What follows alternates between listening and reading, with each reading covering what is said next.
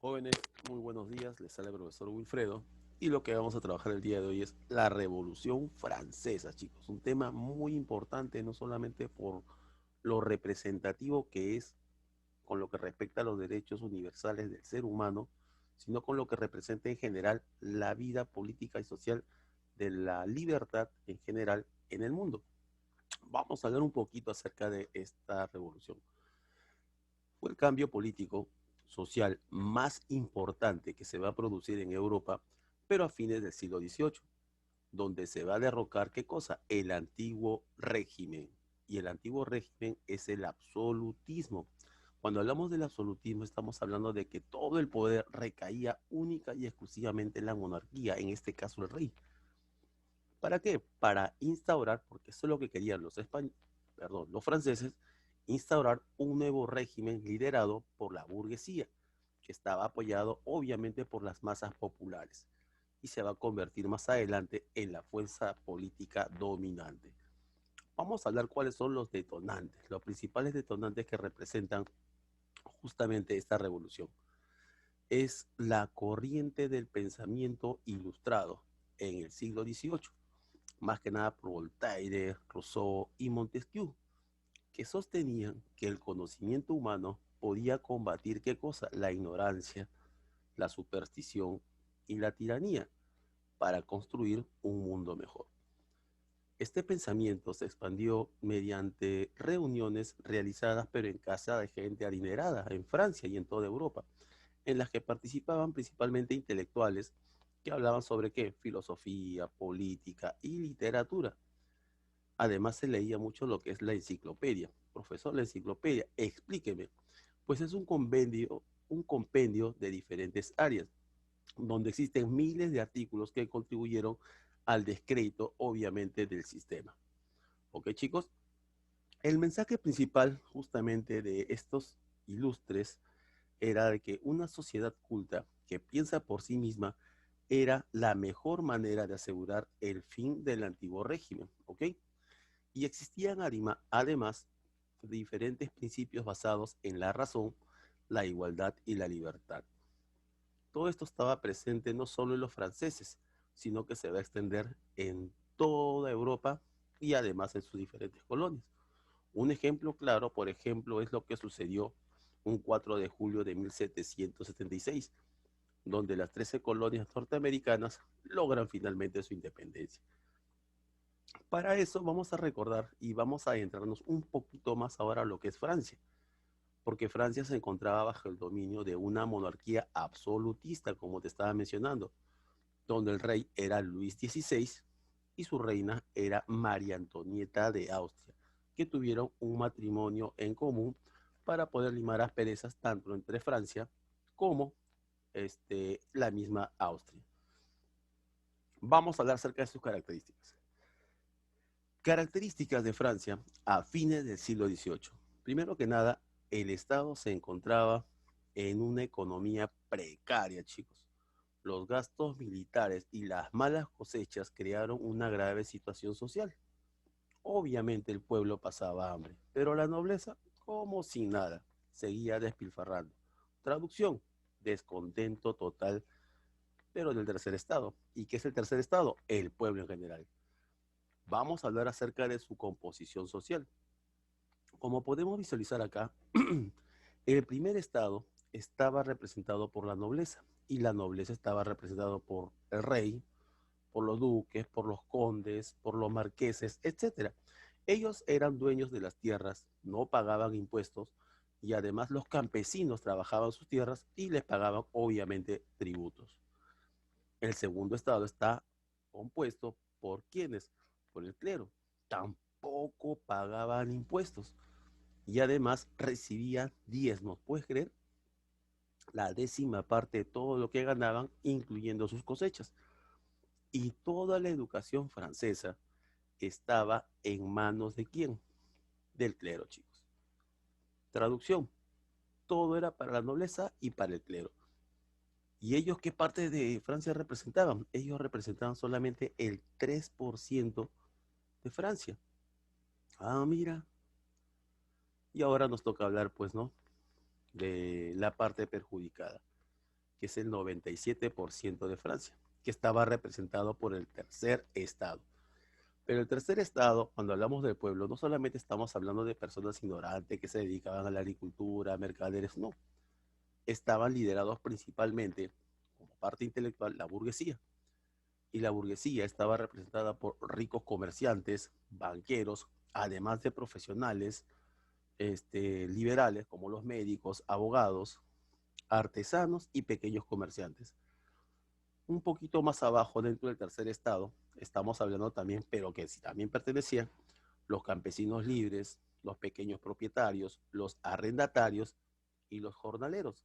Ellos, por ejemplo, por ser el tercer estado y por pertenecer a la clase más baja, carecían de poder y decisión política. Pero ellos, a diferencia de la nobleza y el clero, sí pagaban impuestos.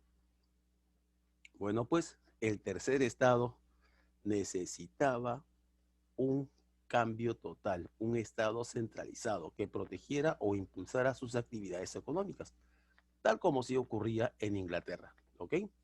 Y para eso se van a desatar diferentes etapas en esta revolución, desde los estados generales, Asamblea Nacional, Asamblea Constituyente.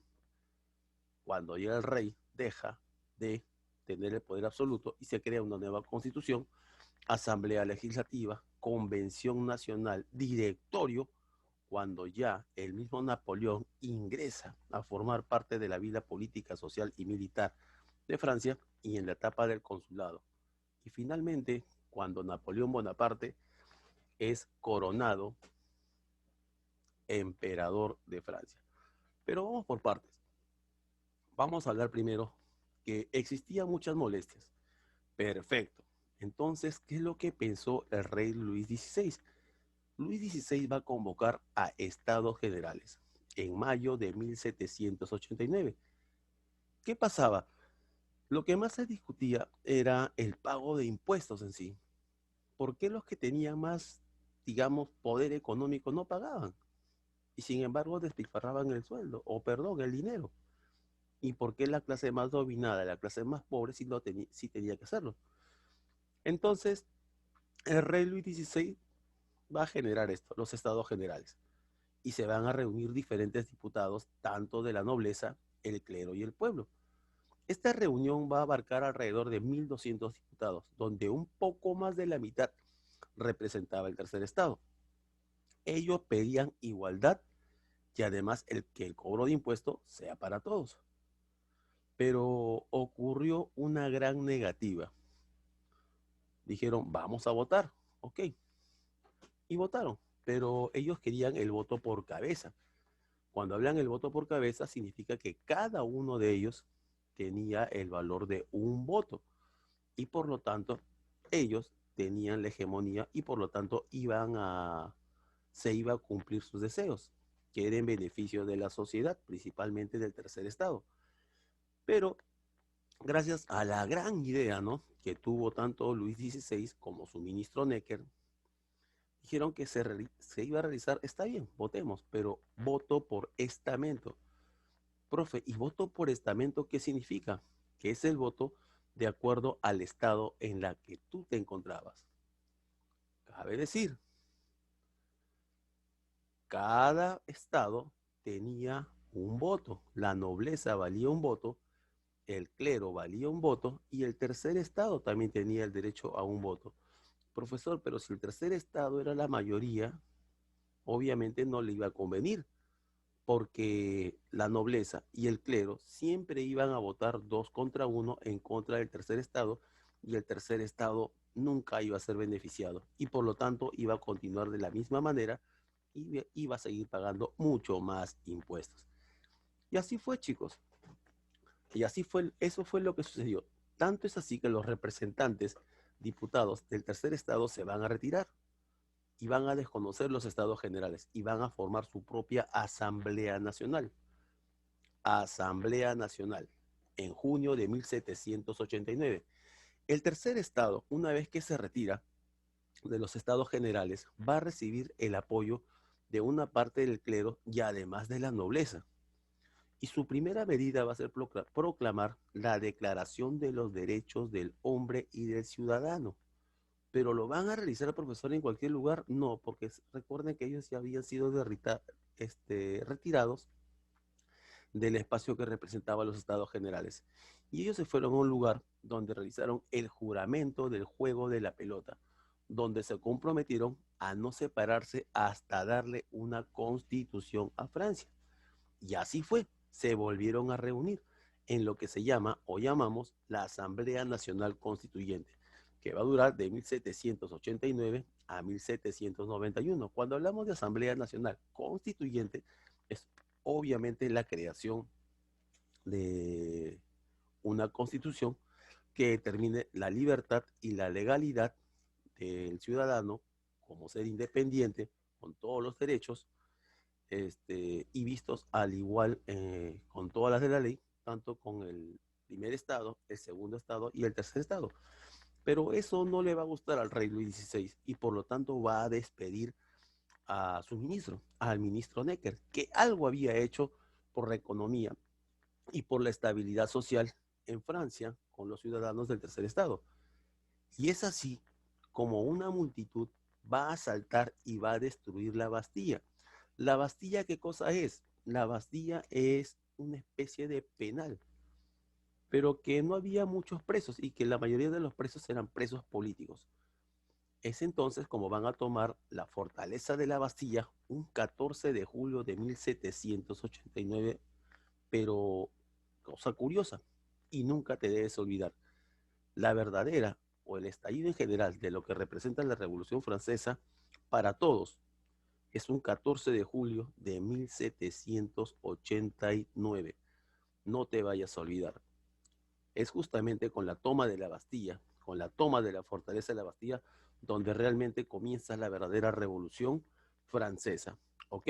Una vez que estalla todo eso, el rey Luis XVI con su esposa María Antonieta tratan de huir de Francia y se quieren ir hasta Austria, pero van a ser capturados. Y al ser capturados, porque ellos van a vestirse de servidumbre, porque ya estaban llegando, van a ser capturados en Varanés, casi llegando a la zona donde se encontraba Austria.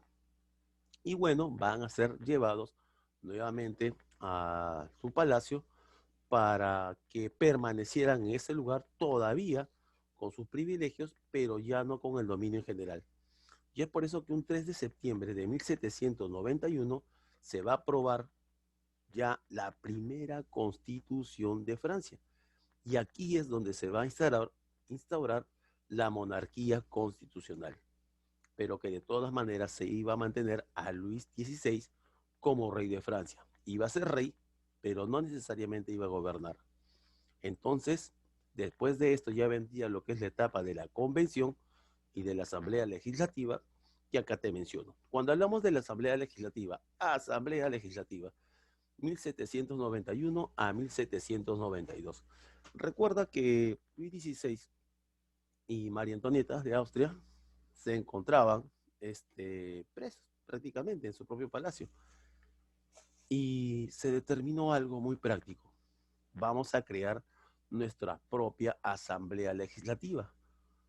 ¿Qué es eso? Es una especie de congreso donde existían diferentes, obviamente, tendencias ideológicas. Unos eran de izquierda, otros eran de derecha, pero que tenían y estaban dentro de un país, entre comillas, ya libre, porque ya estaban con una constitución. Y es entonces donde existían dos grupos y dos bandos muy radicales, uno más que otros. Cuando hablamos de los girondinos, van a representar a la burguesía, recuerda, a la parte, ¿cómo te puedo explicar? La parte capitalista, la parte que invierte, la parte empresarial. Por eso están formados por empresarios, grandes comerciantes y banqueros, que lo único que querían, una vez que había sido derrocado Luis XVI, era el beneficio personal y económico, que en un principio fueron los que sí dominaron a la asamblea.